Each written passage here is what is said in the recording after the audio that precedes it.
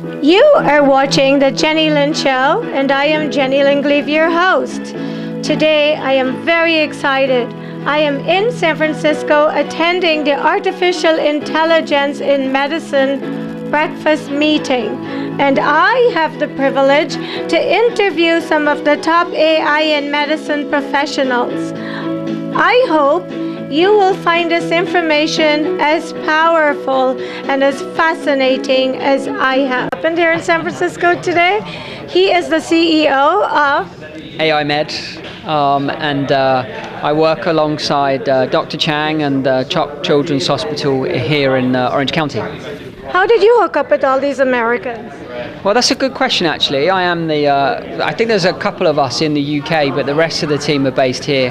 Last year, I was trying to set up an event in San Francisco looking at how artificial intelligence can be used in industry more broadly. And I was introduced to Dr. Chang and learned a bit about the work that he was doing at Children's Hospital. And I just was really impressed by him and the work that he was doing, but also I think what really attracted me to this project was the fact that it gave me an opportunity to work with people that were actually practicing and were kind of part of the kind of movement of actually delivering AI directly to healthcare. So it was quite exciting for me to kind of be involved in that. And my background is kind of previously has always been in publishing and events, and we don't normally work within those specific industries. So it was quite interesting. I am so excited. You know, the United States, as it is right today, is very divided. So the fact that we are still managing to keep connections going internationally and locally, I think is huge. So I hope that we get to do an interview with you down the road when you guys have progressed and taken this to another level, and then you can share all the new changes with us. Yeah, we'd love to do that. I think you mentioned a really interesting point there about kind of the US being quite divided, but I think there's so many amazingly talented individuals here in the US, and I think that will never change. And I think wherever you are in the world, people are always going to be interested in clever people that are doing interesting things. Like us, right? Like us, yeah. So yeah, that's pretty cool. Thank you so much for inviting me to this event and for making us feel so special and sharing all your fascinating guests with us. Great. Well, thank you. Have a safe trip back to England. Doctor, hello. Thank you for this opportunity to sit and speak with you. I'm as passionately excited because I'm crazy about artificial intelligence. Yes. I believe it's going to make a huge difference and change a lot of people's lives, but we can get them to wrap their heads around it and understand it. Yes. So what is your name and what is your role in today's event? I'm Dr. Anthony Chang. I'm a pediatric cardiologist, and I also am a data scientist, so I'm a little bit unusual, but I think the number of clinicians that will become more acquainted with artificial intelligence and will grow very exponentially, because I think medicine and healthcare really need an additional new paradigm that will change how we manage patients and outcomes. I agree with you. So what motivated this paradigm shift in medicine for you? Well, I've always been a data geek, and I've always liked statistics. The night that the supercomputer from IBM named Watson beat the human contestants on Jeopardy, I realized that AI is here, and AI is here to stay, most likely. So that was, as you know, February 14th, which is Valentine's Day, Right. which is the cardiologist's favorite holiday. And I thought that was very important for me to really embrace AI. And that was in 2011, so that was the night that I downloaded the application for the Stanford Data Science program. And 2 days later, I got a nice call from my program chairman, Dr. Altman, and he said, congratulations, we'd love to have you, and liked my personal statement about using AI to be a part of transformation of medicine. That is So that's awesome. how it started. What a great story. And Yeah. this many years later, how have you advanced from where you started? Well, it's just been an exponential increase in terms of the capability. And I mentioned earlier this morning that we humans tend to over-expect technology in the short term, but underappreciate the delivery of dividend in the long term. And I think that's what's happening is as you know, deep learning and medical image interpretation is very popular right now and getting a lot of publicity. But I think ultimately the big gain for medicine is going to be clinicians understanding AI and using it in all sectors of their practice and in all subspecialties. I cannot think of a subspecialist that would not benefit a great deal from use of data science and artificial intelligence.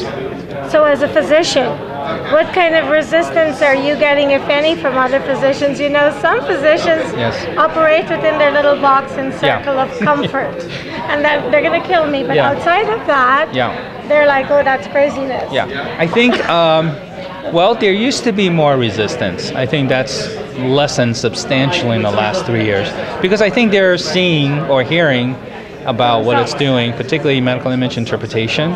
And the secret is, actually, that's only the beginning. Medical image interpretation. Isn't that amazing and awesome? That's only the beginning. That's only the most obvious way. There's so many other ways as the deep learning wave starts to go away and become everyday life.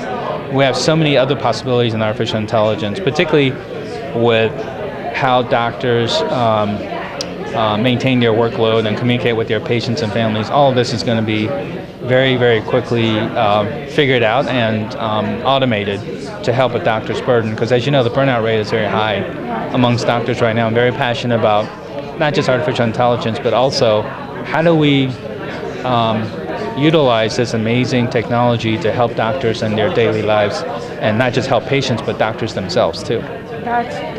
So how is it, if it will, affect the pharma industry?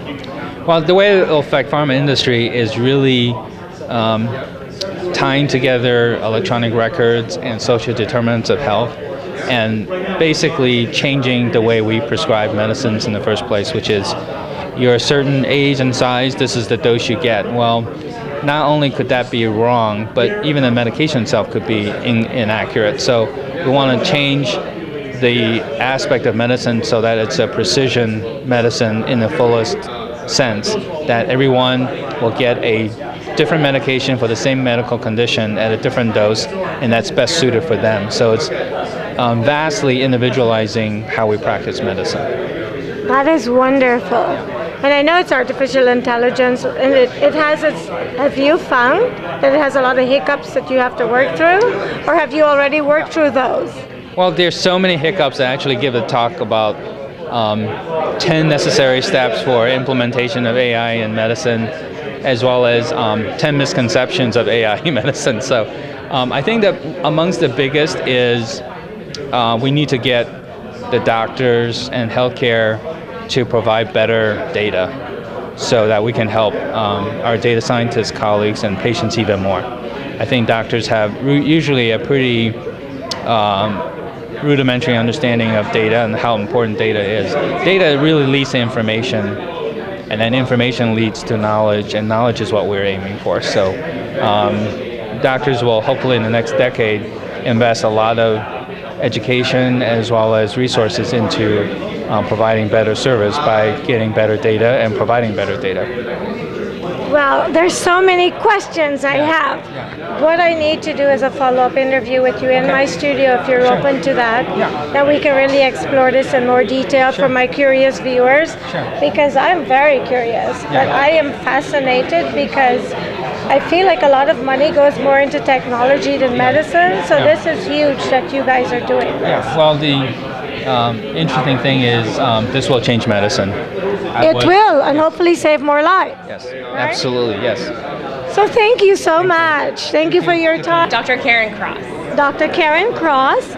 Dr. Cross is from Canada, and she's going to share with us the great things that they're using AI for in medicine in Canada.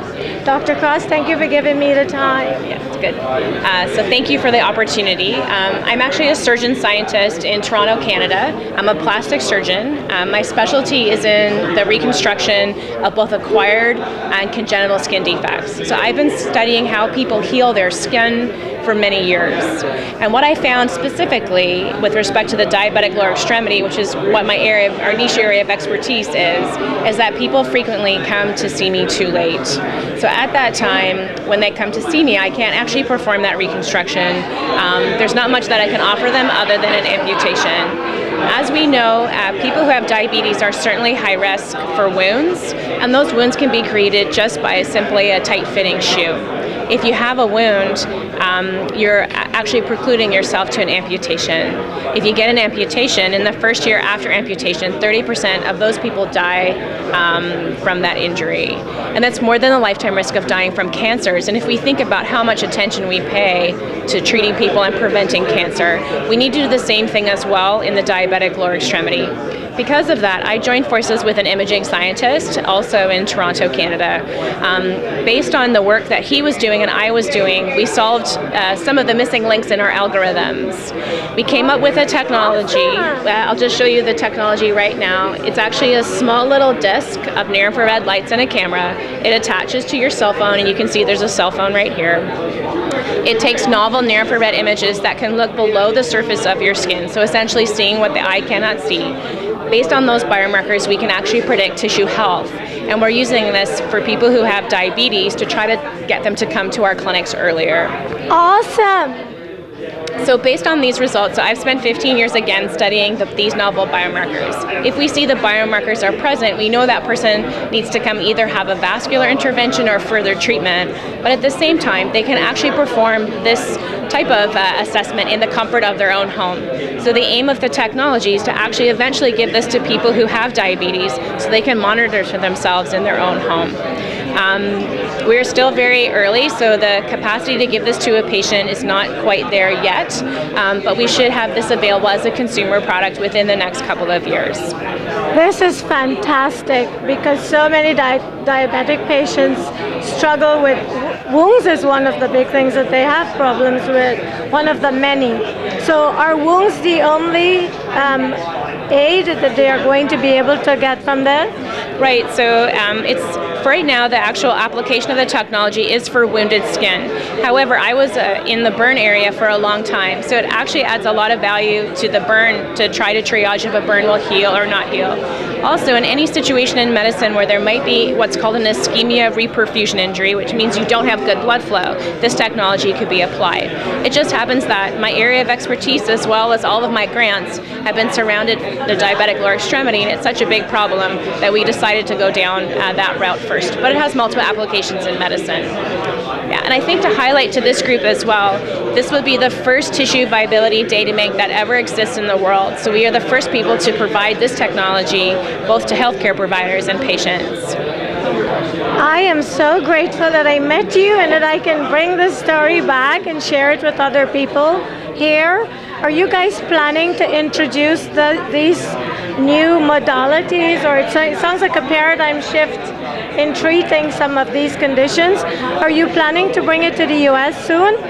Yeah, so right now, if you think what exists within our armamentarium as a wound healing physician is we have a ruler, a paper ruler. So these devices are definitely a big transition in our capacity to care for these patients. We're waiting for our FDA clearance. We're in the pathway currently right now, and suspecting this device will be available sometime in the spring of 2019. Woohoo! I am so excited. This is great. Thank you so much. Lovely to meet you. Lovely to meet you. I'm the CEO of Analytic. We develop clinical applications of artificial intelligence, primarily aimed at enabling radiologists to provide faster, earlier, and more accurate diagnoses. Thank you so much. There's such a need for artificial intelligence in medicine. I have interviewed other technology people on my show, but it was just about technology. And I kept asking, when am I going to hear of someone doing something for medicine with artificial intelligence? And you were that guy. How did you get started with this? Well, I joined Inlytic right around the start, so 3 to 4 years ago, and immediately prior to joining the company, I was running a couple of companies of my own, one doing natural language processing, machine learning for resume analytics in the recruiting space, and the other doing wearable sensors for biometrics for clinical trials. And so I was already sort of working at a mix of analytics, deep learning, and medicine. And when I was introduced to the early team at Inlytic, it was just immediately fell in love with that vision. You know, I come from a family with a lot of unfortunate medical problems, and as an engineer and a scientist, I've always been dying for a way into that field. And so this was the first and the most significant opportunity I've ever seen to further that technology, but in a meaningful way that is probably one of the most important problems that we actually can start to solve today. Awesome. So you are dealing now just with artificial intelligence in radiation, in radiology. Are we using this in the U.S.? How many doctors are using this, your new technology? How many doctors in the U.S. that you know of are using this? And what is the next step? So one thing that becomes very clear as soon as you start doing work in this space is that radiologists solve a lot of problems. Their job is enormously complex. I would reckon they solve millions of problems on an almost daily basis, looking for so many different diagnoses, patterns of indication, in so many different types of images. You can imagine how many, between X-ray, CT, and MRI, 3 different modalities, how many types of images there are across the whole human body, how many different variations and protocols there are. And for that reason, development of a product like this takes a long time. It takes care and effort to validate that. And especially given the scope of the problem we're trying to tackle, our approach has been much more so to hand select groups of radiologists and hospitals and pharmaceutical companies who can bring a huge amount of strategic value in working with us to give those problems the time and care that they deserve. And so our focus really hasn't been putting it in as many hands as possible, it's been more putting it into the right hands so that they can help us build the best product before we put it into everybody else's hands. And so I would say it's around a dozen groups around the world that work with us to do that development, who would be using the technology in different ways depending on what their needs are and how we're validating that alongside them. I would expect that it's probably about 18 months before you'd start to see that really wide usage much more spread out. Thank you so much. I mean, you have to start somewhere. So it sounds like we're off to a good start.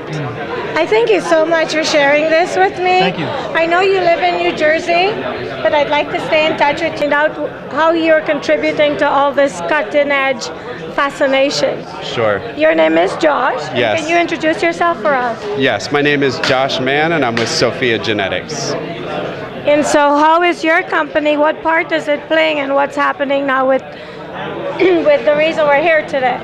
So we're a health tech company that is applying artificial intelligence to interpreting genomics data as well as radiomics data. And what that means is there's an incredible amount of data that's being generated through next generation sequencing and technologies in the lab. And what we're doing is enabling clinicians to make sense and interpret and make that actionable through the utilization of artificial intelligence. And we're also combining medical imaging and radiomics data to genomics data to really take a personalized approach to medical care. Awesome. Anything like this in medicine just fascinates me to the hills because I've had a few people in AI on my show, but I have never had anyone who was doing anything in medicine, and I've had a hunger for this. Yes. Because we've seen so much go on in the world with changes, but not a lot in medicine. Yes. So how do you see your company helping in other areas in the artificial intelligence arena? Yeah, so what we're doing is we've already connected over 1,000 hospitals as well as analyzed 270,000 patient profiles. So we're already living and breathing the dream of artificial intelligence and the genomics revolution through applying AI algorithms to this massive amount of data, both from a genomics perspective as well as from a medical imaging data. And so this is real world personalized companion diagnostics. And then we're also matching up patients with clinical trials to add extra value to them in providing them the best standard of care possible, both with current medical practices as well as new technologies that might be provided through clinical trials. What kind of resistance are you guys meeting? You know, those old school practitioners who are just afraid to try anything like this. How is that affecting you, if at all? Yeah, I think with any new technology, there's fear of the unknown. Anybody, not only clinicians, are resistant to change, but it's really showing the value and allowing clinicians and those healthcare professionals to see the value in what this can do and add value to their practice and to increase sensitivity and really at the end of the day save lives, and that's what we're here. What is the common resistance? You know how the one thing that they all seem to have a concern about when there is a concern? Yeah, so I'd say the common concern is it's a black box, and there's not knowing what the algorithms are doing and what is taking place, and so that is definitely a common concern, is just not understanding, or not even not understanding, but not knowing what's being completed within the algorithms. And I get that. Yeah. Thank you so much. Thank you. Nodule detection, so yes, so like sarcoidosis, ascites, all that other fun stuff can be picked up as well at the same time? It depends on how you frame the question. Okay. In that there are some configurations where we'll have one model that looks for lots and lots of things. There are other configurations where it's actually multiple independent models handling different stages of it. And it really depends on the underlying problem and how we want to control for certain biases while breaking it down into a simpler, more solvable problem. To look at that from either end of the spectrum, in chest x-rays, we have one single model, and x-ray in general, we have a single model that identifies every visual pattern of interest simultaneously. We've actually got a paper showing that using that singular model to do that actually greatly improves your performance, largely because there are interdependencies among features, as we all know, that drastically increase the likelihood of one outcome versus another. The other side of it, though, would be the systematic one-by-one models. And that would be like what I showed in the lung cancer example. And the reason for that is because it would be really, really hard to train a model to go from full 3D volume into all of the things that we showed as outputs there. But what's a lot more achievable is one single model whose job it is to do nothing other than find lung nodules. Whether it's benign or malignant, doesn't matter. Find all the lung nodules. It can then pass that to another model that maybe, for example, generates a segmentation mask of the lung and filters out anything from that first model that is not inside that lung space. It might pass it to another model that checks nodularity. Is this thing I got actually a nodule, yes or no? That might pass that candidate then to another model that says, what are the calcification patterns, what are the components, what are the margins? And all of those output features might be put into another model that benchmarks the likelihood of malignancy as a result of that. And just given the fact that in many cases you can actually have a ground truth diagnosis for lung cancer if you actually have a biopsy. You're not going to have that biopsy for every nodule in the patient. And there's also a much murkier definition around what is even a nodule.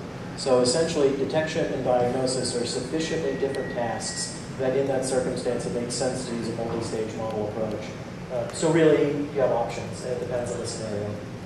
Thank you. The other question for everyone is, how are you guys mitigating against the harmful effects of false positives, if it's a nodule during biopsy? And then also, how are you guys talking about the legal liability of false negatives, missing a diagnosis that should have been picked up by your wonderful, fancy tool? Thank you. That's everyone.